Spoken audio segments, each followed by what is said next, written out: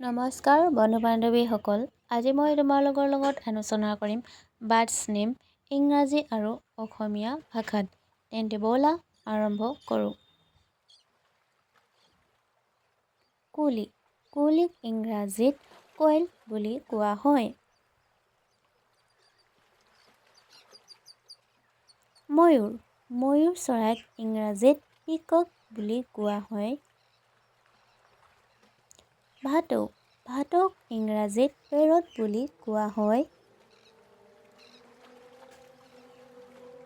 ঘনচিৰিকা, ঘনচিৰিকাক ইংৰাজীত স্পেৰো বুলি কোৱা হয়।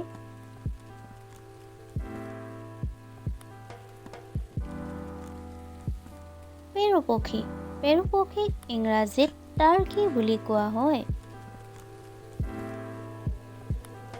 মতা কুকুৰা, মতা কুকুৰাক ইংৰাজীত অষ্টাৰ বুলি কোৱা হয়।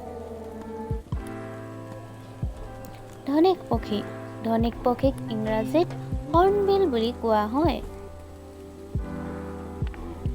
শালিকা, শালিকাক ইংৰাজীত কমন মাইনা বুলি কোৱা হয়। অত পক্ষী, অত পক্ষীক ইংৰাজীত অষ্ট্ৰিচ বুলি কোৱা হয়।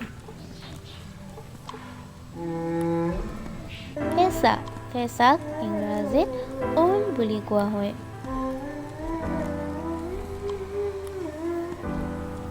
কুকুৰা, কুকুৰাক ইংৰাজীত হেন বুলি কোৱা হয়। হাঁহ, হাঁহক ইংৰাজীত ডাক বুলি কোৱা হয়।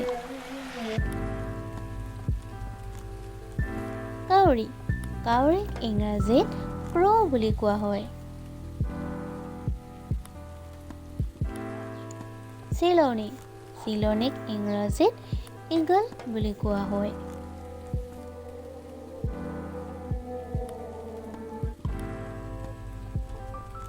পাৰ, পাৰক ইংৰাজীত পিজন বুলি কোৱা হয়।